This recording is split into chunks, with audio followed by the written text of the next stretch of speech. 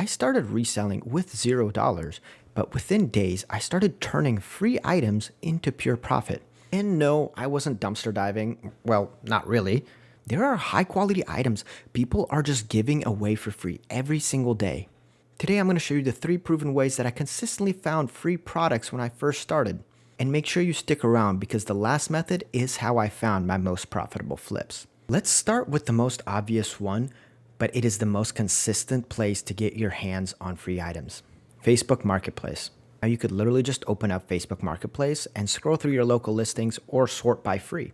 What you could also do is join local groups and they will post curbside pickups that you could go and get for free. And some of those they won't actually list on Marketplace, so it's always a good idea to check both. Now what you're primarily looking for is bigger items, such as furniture, grills, decorations. People just want them gone. On Facebook, you could also save a search and get notifications when new things pop up, so you could be the first one to message the seller. And be willing to go pick it up right away because that is how you will get the best items first. Now, Facebook Marketplace is great, but some of the best stuff that you will find does not make it online. That's where method number 2 comes in. You'd be shocked at what often gets left out on the curb in perfectly good working condition, especially in nicer neighborhoods and especially right after garage sales. What I'd recommend doing is finding the best neighborhoods in your area. And if you could find a route on your way home on your regular commute, or just go there on Sundays, which is typically the last day of a garage sale, and just look around, see if anything's just sitting on the curb with a sign for free on it. Sometimes it might not have a sign, but if it's just sitting on the curb, it's probably free. With garage sales, especially and moving sales, there's a lot of free items that people will have left over that they don't want to take with them, and they just want to get rid of them for free. And that's where your come up lies. Higher income areas often have newer and higher quality items that are in better condition than anywhere else. Of course, that's pretty obvious. That's something you might have just not considered before. I found high-end office chairs, dressers, cat trees, and other good condition furniture I was able to sell for a good amount of money.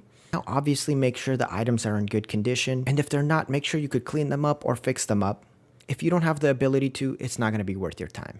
There's one place that I checked that is so reliable, I could almost guarantee that I will regularly find resellable furniture there every single month. Now I know what you may be thinking, but hear me out. Apartment complexes, especially at the end of the month, are gold mines for free inventory. Think of it as a neighborhood that is highly concentrated and there's people constantly moving in and out. And moving is a pain in the ass, so a lot of people actually leave their furniture behind. Now you're not actually going to be looking in the dumpsters, you're going to be looking next to the dumpsters.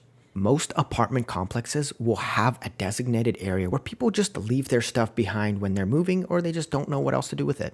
Obviously, the nicer the apartment complex, the better quality items you'll find there. And some apartment complexes are gated, but a lot of times the gates just open up to any car that comes by, so that's not actually a deterrent.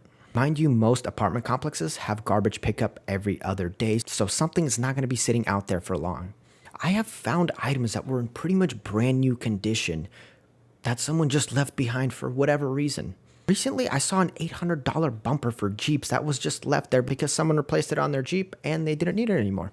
I have found bikes, outdoor furniture, desks, and dressers there that are in perfect condition to just bring home, take pictures, and resell. Now, of course, like I said before, you want to make sure they are clean, or you could clean them up and fix them up. But it's a place where you could find something almost every single time you look.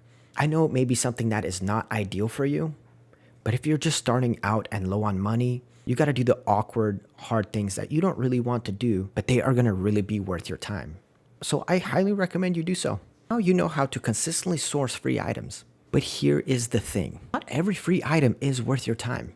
In this video right here, I will show you which products to avoid at all costs, so you don't waste hours picking up things that just aren't going to sell.